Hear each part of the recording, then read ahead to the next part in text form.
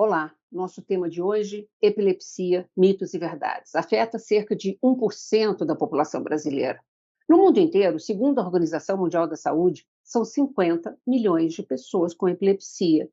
É uma doença que afeta, ligada ao funcionamento do nosso cérebro, mas por desconhecimento ainda é cercada por muito mito, por muito preconceito, por muito estigma. Por isso, meu convidado de hoje, eu tenho a honra de receber um dos maiores especialistas nesse assunto. Estou falando do neurologista Dr. Lécio Figueira. Deixa eu apresentá-lo melhor a vocês. Ele tem especialização em neurofisiologia clínica pelo Hospital das Clínicas da Faculdade de Medicina da USP e em epilepsia pelo Departamento de Neurologia da FEMUSP. Pós-graduado em neurologia pela Faculdade de Medicina da Universidade de São Paulo, é um neurologista ligado ao Instituto de Psiquiatria do Hospital das Clínicas e também é vice-presidente da AB, Associação Brasileira de Epilepsia. Seja muito bem-vindo, doutor Lécio. Muito obrigado, Lina. Eu que agradeço o convite. Vamos falar um pouco sobre epilepsia, um tema que é muito pouco falado, perto do quão frequente ele é e quão importante. Perfeito. Então, vamos começar explicando para a nossa população o que é epilepsia, doutor Lécio? Bora lá. Epilepsia é uma doença do cérebro. A primeira coisa é essa, não é uma doença espiritual, não é uma coisa que vem do além, é uma alteração do funcionamento cerebral. O melhor jeito de explicar isso é que a epilepsia é um curto-circuito do cérebro. E é isso mesmo, o cérebro trabalha com eletricidade. Os impulsos elétricos que a gente gera no cérebro fazem com que a gente pense, com que a gente haja, com que a gente guarde as memórias. Tudo é baseado em processamento elétrico e que é acoplado com a parte química também do cérebro. Então, quando você tem um desbalanço desse metabolismo do cérebro, dessa atividade cerebral, que óbvio está relacionado com os transmissores químicos, essa atividade, quando ela fica excessiva, anormal, ela causa uma alteração localizada ou mais ampla do cérebro, e dependendo da região do cérebro onde acontece o curto-circuito, você vai ter o que a gente chama de crise epilética. Então, uma crise epilética é um sintoma de uma ativação anormal, em geral excessiva, do cérebro, e se ela for bem localizada numa região, por exemplo, que é motora, que faz a parte de movimento do corpo, você vai ter uma crise em que seu braço começa a pular e mexer sozinho. Se você tem uma alteração do teu cérebro, que é na região visual, você vai ter uma alteração que você começa vendo coisas, formas, cores, e aí pode ou não espalhar mais pelo cérebro. E quando essa crise, ou seja, atividade elétrica cerebral, espalha para os dois lados do cérebro, aí você tem o que a gente chama de crise tônico-clônica, é chamado leigamente de convulsão, que é o que todo mundo conhece. Todo mundo acha que a epilepsia é uma pessoa que tem deficiência mental, que não é normal, que toda hora cai no chão, fica se debatendo, baba, urina na roupa, morde a língua, que isso todo mundo acha que epilepsia é isso. E não, entendeu? Esse é um dos tipos de crise que pode acontecer na epilepsia. Existem vários tipos de epilepsia, existem várias causas, a gente pode falar um pouco mais, se você quer direcionar, baseado no que eu falei agora, né? Eu quero sim, doutor. Que bom que o senhor já explicou para a gente que são vários os tipos de epilepsia, que a depender do local, são determinados sintomas. Mas causas, o que causa? Ou são várias causas diferentes e vários tipos diferentes de epilepsia? Então, assim, para você ter uma crise, primeira coisa que é um mito, você não precisa ter uma lesão cerebral. Mais da metade das pessoas que têm epilepsia, a gente não identifica nenhuma lesão nos exames de tomografia ou ressonância. Porque para ter epilepsia, como eu disse, é uma alteração do funcionamento. Essa alteração do funcionamento pode ter uma lesão que causou ela. Pode ser um AVC, essa é a principal causa de ter epilepsia, por exemplo, em pessoas com mais idade, em idosos. Pode ser um tumor cerebral, pode ser uma sequela de uma infecção cerebral, a gente chama de encefalite ou meningite. Em geral, encefalite, porque teve que pegar o cérebro para poder causar isso. Pode ser uma sequela de um acidente, de um trauma de crânio. Depois de ter batido a cabeça, você faz uma cicatriz no cérebro, uma hemorragia que levou. Mas existem epilepsias que são causadas por alterações genéticas. em que a pessoa tem um cérebro que você olha pela ressonância, que é o exame que a gente consegue ver melhor a estrutura cerebral, e não tem nada de lesão, mas tem uma alteração lá na membrana da célula do neurônio. Não sei quem lembra lá da biologia, membrana celular, camada bilipídica, tem uns negocinhos que chama de canais, em que você tem sódio, potássio. Então você mantém um balanço elétrico dos neurônios. Por isso que eles disparam, porque eles têm eletricidade na membrana deles. Então você Uhum. tem uma alteração do funcionamento dessa membrana que mantém esse balanço elétrico, você começa a ter disparos anormais. Então, tem epilepsias tem uma causa puramente genética, entendeu? Em algumas Uhum. pessoas, essa alteração genética leva a outras consequências, em outras, só a epilepsia. E é muito comum que a gente tenha uma mistura dessas coisas.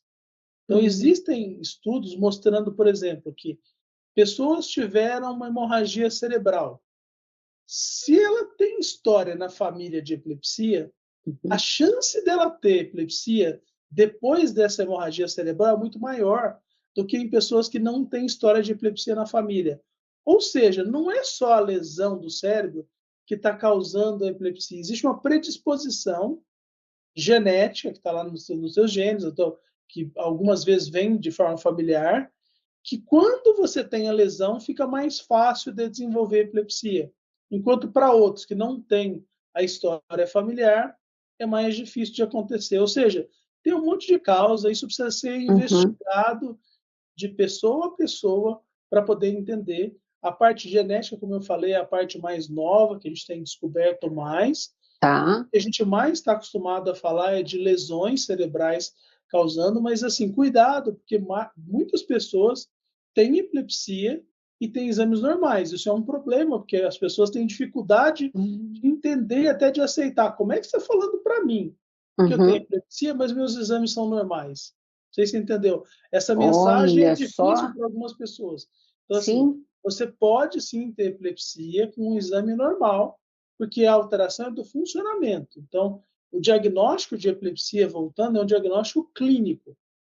Você contar para o médico o tipo de crise que você está tendo, Uhum. várias vezes isso é suficiente. Quando a pessoa termina de me descrever, e às vezes não é ela, né? Porque às vezes a pessoa, ainda mais em muitas crises, é comum a pessoa sair fora do ar, de perder a consciência.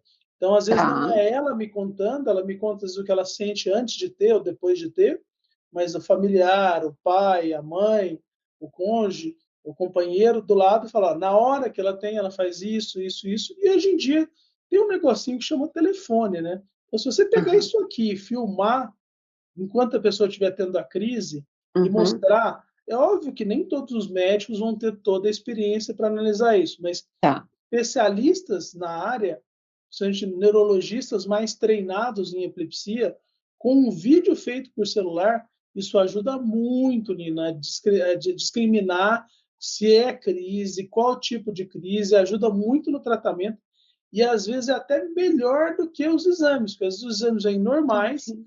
não só a ressonância, a tomografia, mas até o eletroencefalo, que é outro exame Uau! importante para Aham. diagnosticar epilepsia. Porque imagina, se você pegar o cérebro, posso até pegar uma aqui para dar um exemplo, não sei se vai ficar bom, mas se você pegar um cérebro, Tá. se o foco da crise for muito profundo, aqui embaixo, por exemplo, o eletrodo está aqui em cima, os fiozinhos são colocados aqui em cima. Então, tem que ter um campo elétrico, uma atividade cerebral, que passe pela pele, pelo osso, e você pegue aqui nos fiozinhos. Então, a alteração tem que ser grande o suficiente para ser vista no eletroencefalograma. Então, dependendo do lugar onde é o foco, se ele for aqui embaixo, no meio, você não vai ver onde é que está começando a crise. Então, às vezes, a pessoa Uhum. tem eletroencefalo normal, ressonância normal, mas tem epilepsia. Às vezes, você vendo a crise é o jeito mais adequado, além da história sendo filmado para poder fazer o diagnóstico. Um apanhado de como a gente pensa e como a Mas, gente faz o diagnóstico. mas que alerta mega importante, doutor Lécio. Inclusive, assim, eu preciso ter uma única crise ou eu preciso ter mais de uma crise para esse diagnóstico ser fechado? Então, o diagnóstico de epilepsia tradicionalmente é feito quando a pessoa tem pelo menos duas crises na vida. Por quê? A gente sabe que assim, uma crise é muito comum de ser visto na população.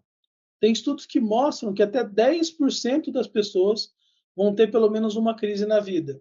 E essa crise pode acontecer por motivos que a gente chama provocados. Assim, se você tiver diabetes e tomar muita insulina e a glicose cai muito, você pode ter uma crise. Mas isso não é epilepsia. Aconteceu porque a glicose estava muito baixa. Tá. Se você tiver uma diarreia muito intensa, estiver tomando remédios que abaixam o sódio no teu corpo e o sódio cair muito, você pode ter uma crise. Uhum.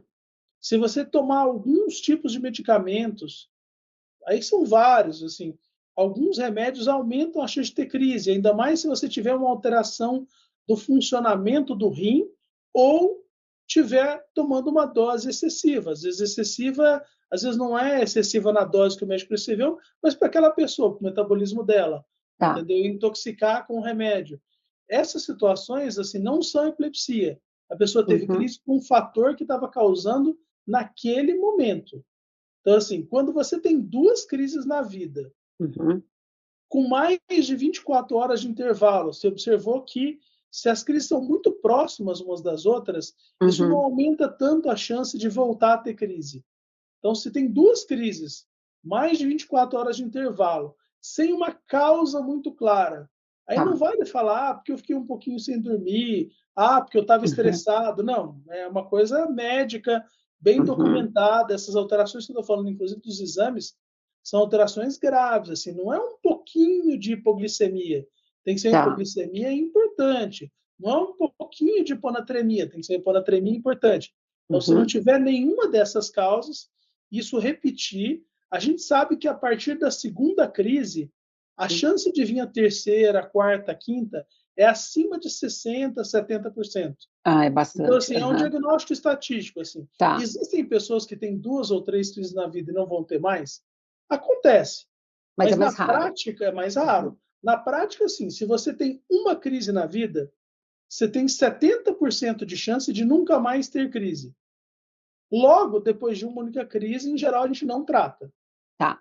Mas depois que você teve duas crises, você só tem 30% de chance de não acontecer de novo. Como a Uhum. epilepsia é uma doença grave, a crise pode machucar, colocar a pessoa em risco. Em geral, depois da segunda crise, a gente faz diagnóstico de epilepsia e começa a tratar.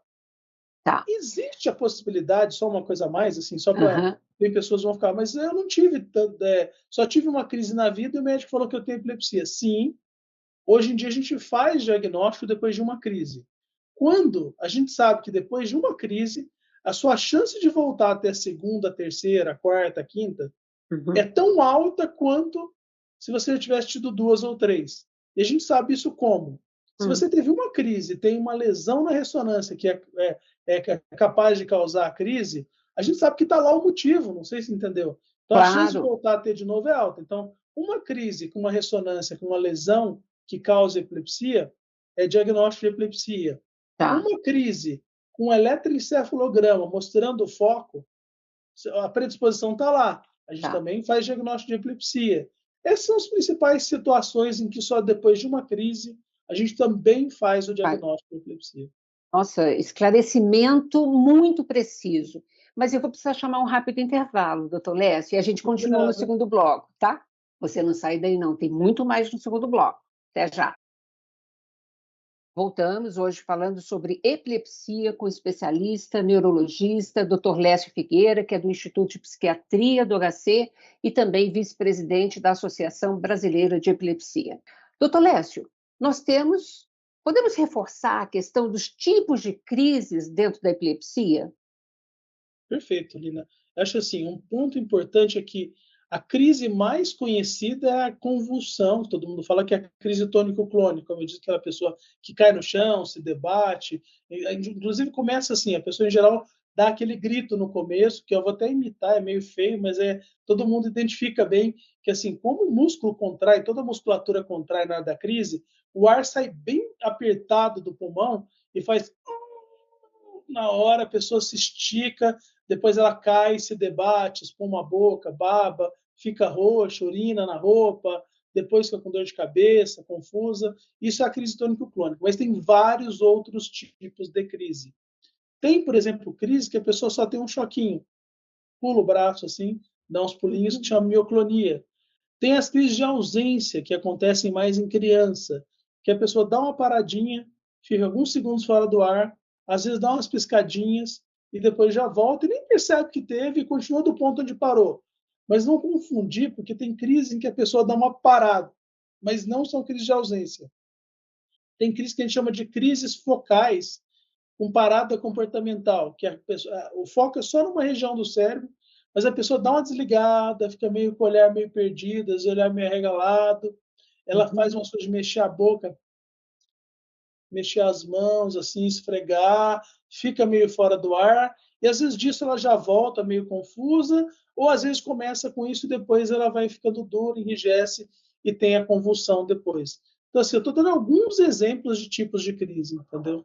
Doutor Lécio, importante essa sua observação, mas mesmo essas crises que o senhor mencionou, que às vezes a pessoa do lado nem percebe que é uma crise epiléptica, é importante ser observado e que a gente tenha consciência, porque é importante também a gente ir para o médico e tratá-las. Com certeza, isso é um problema em tratamento de epilepsia, porque é muito comum que a pessoa tenha crise e não perceba que teve a crise.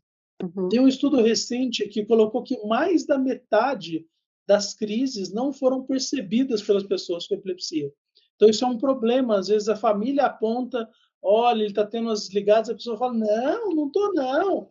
Eu não estou tendo nada disso, não. Não sei porque estão falando isso. Não é nem que a pessoa está se sabotando, entendeu?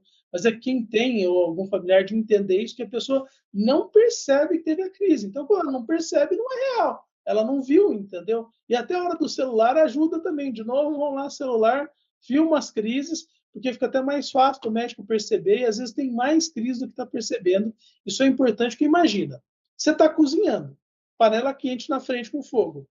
Você sai fora do ar e fica parado por 10, 15 segundos. Você pode bobear e botar a mão na panela. Isso eu já vi pessoa que achou que a mão era a colher, que estava confuso depois da crise, e mexeu com a mão na panela fervendo, e queimou toda a mão. Ou virou a panela em si, ou pegou fogo, entendeu? Na casa ou nela.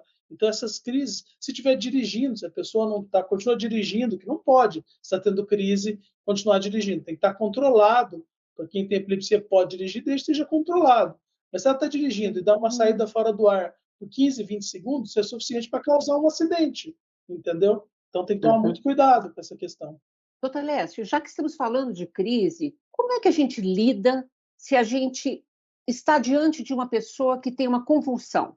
Então, para responder isso, Nina, assim, a gente criou um acrônimo que chama CALMA. Então, a palavra é calma na hora, entendeu? E o calma, cada letrinha significa alguma coisa. O C do calma é coloca a pessoa de lado. O A é de apoia a cabeça, entendeu? Então, nessa hora, você vira a pessoa de lado, apoia a cabeça para não ficar se batendo. Não adianta segurar os braços e as pernas, porque a pessoa vai se debater, você vai só se machucar ou machucar ela. Então, é só apoiar a cabeça para não ficar batendo e de lado para a saliva escorrer. E como tem a salivação, ela escorre. Não adianta tentar abrir a boca, destravar os dentes. Você não vai conseguir, vai machucar ou tua mão, machucar a pessoa, te arrancar dente nessa hora. O Ah, L do calma é localiza os objetos para tirar, afrouxa a gravata, se tiver, tira óculos. Se está batendo em alguma coisa, puxa para o lado para não ficar se debatendo, porque a pessoa fica, se for a convulsão, tendo os abalos. E o uhum. M é de monitoriza o tempo. Olha para o relógio. As crises duram menos do que 5 minutos. Para quem está do lado, parece uma eternidade. Eles falam que dura 10, 15, não sabe dizer quanto. Porque a pessoa fica desesperada, ainda mais quando é alguém que você gosta, que está tendo uma crise. Então, assim, a crise dura em geral 1 ou 2 minutos. Então, olha para o relógio, porque se a crise estiver passando do que isso, se a gente chegou perto de 5 minutos, ela não vai parar sozinha, provavelmente, mas é de relógio. Assim, não é mental, porque o tempo mental na hora engana. Se passou de 5 minutos, 192, SAMU, liga para o socorro, avisa que a pessoa está tendo uma crise, avisa que você está olhando para o tempo, já passou de 5 minutos, que eles vão tentar priorizar, obviamente, o resgate, porque tem muitos chamados, então você tem que saber, porque depois que passou a crise, não tem por que ir lá um médico correndo do SAMU, um resgate para poder pegar, ainda mais se a pessoa já tem epilepsia diagnosticada, Tá. entendeu? O A Uhum, final é justamente sobre isso, acompanhe a pessoa até ela acordar. Falar uhum. com calma, não deixar ela levantar e cair na hora, de se machucar é importante, mas não fica segurando a pessoa, entendeu? Não fica prendendo, porque a pessoa acorda meio confusa. Então, se você fica segurando muito ela, falando alto, ela acha que está acontecendo alguma coisa errada, ela reage como se fosse perigo, entendeu? E pode Uhum. empurrar, e pode ser agressiva. Mas se Tá. você ficar com calma, só não deixar ela cair, se machucar, se ela quiser levantar, deixa ela levantar, só fica do lado para não deixar ela cair. Se ela tropeçar, para ela ir para o lado de uma escada, fecha a porta para ela não sair, dela fica só naquele ambiente, vocês entenderam? Para Claro. não se machucar. E óbvio que se a pessoa se machucou, bateu a cabeça, teve alguma coisa, ou é a primeira crise da vida, tem que chamar o SAMU, tem que levar para o hospital também. É isso que tem que fazer na hora de uma crise, entendeu? Mantenha Muito. a calma e use Uhum. o calma. Olhem nas mídias sociais da Associação Brasileira de Epilepsia, está lá o desenho com todo o esquema. Depois, se vocês puderem apresentar também, talvez divulgar, isso é importante, é um serviço importante do que fazer na hora de uma crise. Nossa, perfeito. Vamos divulgar com certeza absoluta, doutor. Agora, eu queria falar um pouquinho também sobre tratamento, né? Uhum. Existe muita dúvida. É possível tratar a epilepsia, os tipos de crises, inclusive esses que são mais aparentemente mais leves? E é possível tratar mesmo a pessoa que tem uma, duas crises assim, que convulsiona? É possível a pessoa levar uma vida normal, casar, ter filhos, trabalhar, enfim, que é uma dúvida muito comum. Com certeza é. Isso é o que acontece para a maior parte das pessoas. Aí a gente entra num problema importante da epilepsia, que é preconceito e estigma. A maior Uhum, parte das pessoas com epilepsia controla suas crises, fica bem obrigado, mas precisa usar remédio. Os remédios controlam as crises da maior parte das pessoas. De cada tá. 10 pessoas com epilepsia, em torno de 7 pessoas, 70% quase delas, vão ficar completamente sem crises tomando medicamentos, entendeu? Então, Uhum, assim, só que quem tem epilepsia, que tomou seu remédio e está controlado, não fala que tem epilepsia por causa do estigma. por Então, causa do vocês preconceito. não sabem o tanto de pessoas que tem no Brasil com epilepsia do seu lado, e é muito comum quando eu pego uma pessoa, explico para ela que ela tem epilepsia, começo a tratar, e ela volta depois na segunda consulta e fala: doutor, depois que eu fui falei para os meus parentes que eu tinha epilepsia, eu descobri que tem uma prima, mais um outro não sei o quê, mais um amigo de não sei quem, mais um amigo meu que tem epilepsia. Quando eu falei, eles me contaram que tinha também. Não sei se você entendeu. É que a pessoa não conta, entendeu? Porque tem o preconceito. Então, Uhum, sim, a maior parte das pessoas com epilepsia vai controlar com remédios. A maior parte das vezes os remédios precisa tomar por muito tempo, às vezes pela vida toda. Muitas pessoas precisam, a predisposição está lá, entendeu? Brinco que o chip para ter crise está lá, ele não foi tá. embora. Então precisa continuar tomando remédio, principalmente quando a epilepsia começa mais na vida adulta, quando teve bastante crise, demorou um pouco para controlar, precisa manter o remédio. Não tenha esse medo, vão tirar o remédio, porque assim, o risco da crise é maior do que o risco do remédio. Se você estiver acompanhado por um médico, fazendo acompanhamento periódico, exames regulares, precisa ir em consulta, não é só pegar receita. As pessoas acham que tem Uhum, epilepsia, eu só preciso lá pegar a receita. Não, você precisa ser acompanhado por um médico. Se você for acompanhado, tratado, seguido, a maior parte fica controlado, toca a vida, pode casar, vai estudar. Tem vários uhum, pacientes que são médicos, advogados. Tá? Não dá para ser piloto de avião. uhum. É uma coisa que tem a limitação. Não dá para ser motorista profissional. Mas se você ter o carro e dirigir, se você está controlado há mais de um ano, tomando o remédio direitinho, sem crise, você pode dirigir e pode fazer as coisas normais da vida, não tem nenhum impedimento. Nossa, que explicação maravilhosa. Doutor Leste, nosso tempo acabou. O programa vai ficar de espaço aberto, viu, para a Associação Brasileira de Epilepsia. E eu quero um recado final seu para a população, porque a gente, infelizmente, tem que encerrar. Perfeito, Ana. Colocar assim, as mensagens principais. Epilepsia é uma doença comum. Se você receber diagnóstico com um familiar, vá atrás de informação, mas não se sinta a última pecinha, o último biscoito no pacotinho, entendeu? Tem um monte de gente por Uhum, aí vivendo a vida com epilepsia, muito bem, obrigado. Tem que se tratar, usar os remédios controla a maior parte das pessoas. E um ponto que eu não comentei é que, assim, sim, existe uma parte das pessoas com epilepsia que tem crises mais difíceis de controlar, mas isso em torno de um terço das pessoas, em que vai precisar de mais remédios, vai ter um pouco mais de dificuldade, alguns vão precisar de tratamento especializado, de cirurgia para epilepsia, mas que mesmo nesses casos existe solução para muitos ficarem ou sem crise ou muito melhor, mas eles vão precisar de uma ajuda mais especializada. Então, mesmo nos casos difíceis, tem uma luz no fim do túnel, tem muito tratamento para poder ser feito. E epilepsia é uma doença mais frequente do que muita coisa que se fala, do que Parkinson, esclerose múltipla, esclerose lateral amiotrófica, só que não tem a mesma atenção, e acho que é importante o que a gente está fazendo hoje, de divulgar mais, de falar mais sobre o assunto, e que isso fique mais claro para as pessoas. E obrigado, se tiver outra oportunidade, a gente está aqui de volta, a gente explica sobre algum outro tema mais específico, né? A gente vai a algum tema mais pontual, se vocês quiserem. Vou querer com certeza absoluta. Muitíssimo obrigada. Participação preciosa, viu, doutor Lécio? Muito obrigada mesmo. Obrigado pelo convite. Tchau, tchau. Obrigada a vocês também que nos acompanham por aqui. Olha que bacana. Compartilhe com os familiares, com os amigos, esse esclarecimento do doutor Lécio Figueira. Se você quiser rever esse programa ou qualquer outro, por favor, nos acompanhe nas redes sociais e no canal do YouTube, tá bom? Beijo grande. Rede Câmara São Paulo, sua conexão com a política da cidade.